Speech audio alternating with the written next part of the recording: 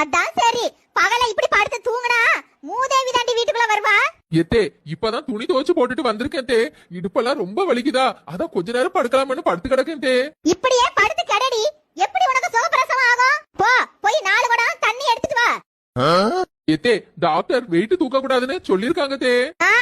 அந்த காலத்துல நாங்க இடுப்புல ஒண்ணு தலையில ஒண்ணு கையில ஒரு குடம் எடுத்துட்டு வருவோம்டி. நாங்கெல்லாம் வரிசையா 7 பிள்ளை பெத்து எடுக்கல. எந்திரி எந்திரி, உலகத்திலே இவதான் பிள்ளை உண்டாயிருக்காளா? போ போய் தண்ணி எடுத்துட்டு வா. சரி தே.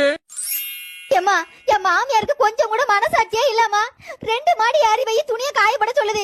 என்ன கஷ்டமா இருக்கு தெரியுமா? அட பாவி மட்ட, 4 பிள்ளை பெத்திருக்காளா உன் மாமியாருக்கு?